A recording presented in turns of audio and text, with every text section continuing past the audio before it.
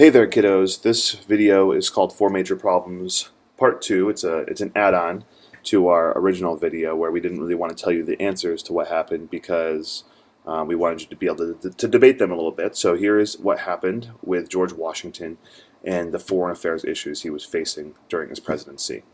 Okay, so the first issue that we debated in class and that you debated with your group was the Mississippi River and the fact that Spain controlled the Mississippi River and they wouldn't let us use the river for trade.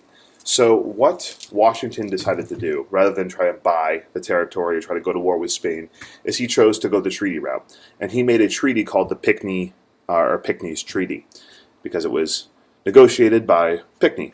So Spain gave us free navigation on the Mississippi River. And they did so because we were going to help them help them defend the territory against Native American attack and possibly English invasion. Spain hadn't developed their territory very much, so they owned all that land, but there wasn't really a whole lot out there. So we were out there, and we said, "Hey, Spain, you let us use the river, and we'll hook you up with a little free reconnaissance, a little defense, if you will." And believe it or not, that was enough to get Spain to let us use the river. So this was an issue that was easily solved by Washington with the Pinckney's Treaty, at least for the time being.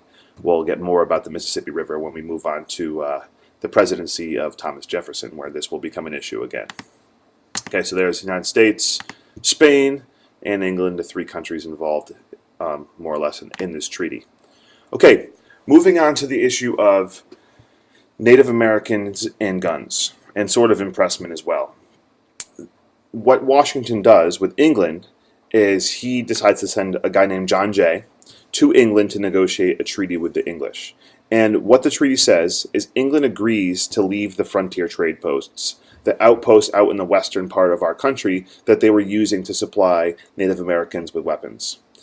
And it also, in exchange, allowed us to open up some trade routes into India for us. So it's going to allow the United States to have more trade with other countries. So obviously you can imagine the North pretty much loves the Jay Treaty. It keeps our relationship with England cohesive and nice, and it increases our trade, which is cool. The issue with one of the big issues with the Jay Treaty, other than the fact that it favors the North, is that it does not solve the issue of impressment. England does not, in anywhere in the Jay Treaty, say that they will stop impressing our sailors, and they continue to do so after the Jay Treaty. So many people in the South, the West, and even the Middle colonies believe that the Jay Treaty was like a slap in the face. It didn't do enough, but the people in the North loved it. So the Jay Treaty was very controversial, but it did keep the peace with England during this time period. All right, moving on here. Here's the map of the trade routes that we will have this area of the country because of the Jay Treaty. And we'll move on now to the issue of Native American attacks on the frontier. And what Washington does with this issue is he decides to go to war with the Native Americans. And they basically whip them up after some hard-fought battles, which were heavily contested. There was eventually a battle, and the Americans won the battle, and they pretty much wiped out the Native Americans, and they forced the Native Americans to sign a treaty which gave up their land in the West. So, although it says treaty, this issue was actually solved by war. The Native Americans wouldn't have signed this treaty had they not first been defeated in war. So this actually opens up Ohio and stops some of those Native American attacks that were happening in the Northwest Territory, along with the Jay Treaty, which we talked about before, which stopped England from being in the Ohio Territory. The Treaty of Greenville also protects settlement out west. So those two things sort of help solve that problem.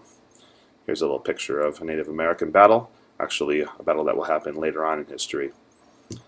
Okay, and then finally the issue of France versus England. Washington is very, very steady on this issue. He does not ever waver. He proclaims neutrality. He says we are not going to get involved with a foreign war. We're not going to side with England. We're not going to side with France. We're going to stay neutral on this issue. And that was really, really important to Washington. And he stayed true to this belief throughout his presidency, despite all the different pressures he was facing from the north and from the south. He said, neutral. We do not, this stage in our country's young life, you do not need to get involved in a foreign war. That would only hurt the country. So, peace. At least they try to have the olive branch here between England and France, and they never get involved in a foreign war while Washington is president. Okay, so that just about does it. Those are the solutions that Washington picked to the foreign affairs problems. You have a treaty with Spain, a treaty with England that actually didn't solve all the problems and was pretty controversial in the Jay Treaty. You have war with the Native Americans with an eventual treaty with them when they forced them to sign the Treaty of Greenville, and neutrality between England and France.